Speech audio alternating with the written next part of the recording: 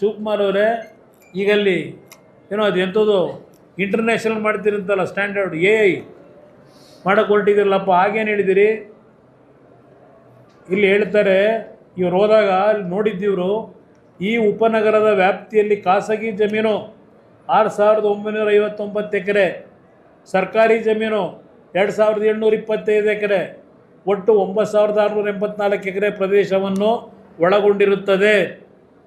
ಈ ಪ್ರದೇಶ ಒಟ್ಟು 18,417 ಜನಸಂಖ್ಯೆ ಹೊಂದಿದೆ. 3,000 ಮನೆಗಳು ಇರುವುದಾಗಿ ಕಂಡು ಬಂದಿದೆ. 1,56,000 ತೆಂಗಿನ ಗಿಡಗಳು, 48,000 ಅಡಿಕೆ ಗಿಡಗಳು, 28,275 ಮಾವಿನ ಮರಗಳು, 6,003 ಹುಣಸೆ ಮರ, 48,000 ತೇಗದ ಮರ, 13,404 ಬೇವಿನ ಮರ, 34,813 ಇತರೆ ಮರಗಳು ಈ ವ್ಯಾಪ್ತಿಯಲ್ಲಿ ಬೆಳೆದಿರುತ್ತದೆ. ಅಷ್ಟೇ ಅಲ್ಲದೆ 1,130 ಎಕರೆ ರಾಗಿ, 716 ಎಕರೆ ಭತ್ತ, 484 ಎಕರೆ ಕಬ್ಬು, 248 ಎಕರೆ ತರಕಾರಿ, 661 ಎಕರೆ ರೇಷ್ಮೆ, 227 ಎಕರೆ ಬಾಳೆ ಬೆಳೆ. ಇದು ನೀವು ಕೊಟ್ಟಿರೋದಪ್ಪ ಶಿವಕುಮಾರ್ ಅವರೇ, ನೀವು ಕೊಟ್ಟಿರೋ ರಿಪೋರ್ಟ್ ಇದು 2006ರಲ್ಲಿ. ಈ ಹೇಳ್ತಾರೆ, ಈ ಉಪನಗರದ ವ್ಯಾಪ್ತಿಗೆ ಬರುವ ಗ್ರಾಮಗಳಿಗೆ ಸಮಿತಿಯು ಭೇಟಿ ನೀಡಿ ಆ ಸಂದರ್ಭದಲ್ಲಿ ಸಾರ್ವಜನಿಕ ಸಭೆಯಲ್ಲಿ ರೈತರು, ಕೂಲಿ ಕಾರ್ಮಿಕರು ಹಾಗೂ ಸಾರ್ವಜನಿಕರೊಂದಿಗೆ ಸಮಾಲೋಚಿಸಿ ಅವರ ಅಭಿಪ್ರಾಯವನ್ನು ಸಂಗ್ರಹಿಸಲಾಯಿತು.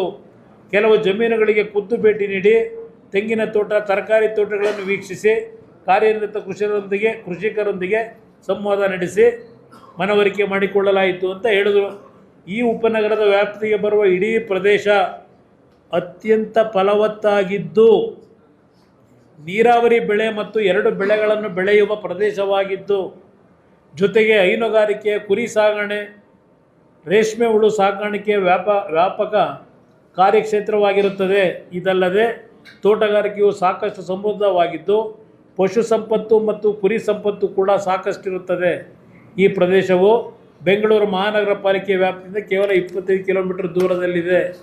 ಇದು ಶಿವಕುಮಾರ್ ಅವರು ಸದನ ಸಮಿತಿಯ ಮೆಂಬರ್ ಆಗಿ ಅವತ್ತು ನಮ್ಮ ತೀರ್ಮಾನಕ್ಕೆ ಕೊಟ್ಟಂಥ ಒಂದು ಸತ್ಯಶೋಧನಾ ಸಮಿತಿ ಶಿವಕುಮಾರ್ ಕೊಟ್ಟಿರೋದು. ಈಗ ಇವರು ಪಾಪ ಹೊರಟವ್ರೆ, ದಿನ ಕುಮಾರಸ್ವಾಮಿ ಕೂಸನ್ನು ನಾವು ಇಂಪ್ಲಿಮೆಂಟ್ ಮಾಡೋಕ್ಕೆ ಹೊರಟಿದ್ದೀವಿ. ಕುಮಾರಸ್ವಾಮಿ ಕೂಸನ್ನ ಅವತ್ತು ನೈಸ್ ಹೇಳಿದ್ರು, ದೇವೇಗೌಡರು ಕೂಸು.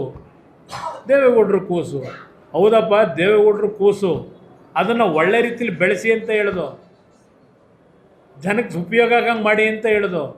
ದೇವೇಗೌಡರು ಹೇಳಿದ್ದು ಪಾಪದ ಕೆಲಸ ಮಾಡಿ ಲೂಟಿ ಹೊಡೀರಿ ಅಂತ ಹೇಳಿದ್ದಲ್ಲ, ಸಾರ್ವಜನಿಕರಿಗೆ ಒಳ್ಳೆ ರೀತಿಯಲ್ಲಿ ಒಂದಲ್ಲಿ ಆಕ್ಸಿಡೆಂಟಾಗಿ 12 ಜನ ಮಕ್ಕಳು ಸತ್ತರು ಅಂತ ಹೇಳಿ ಒಂದು ರಸ್ತೆ ಮಾಡಬೇಕು ಅಂತ ಮಾಡಿದ ತೀರ್ಮಾನ.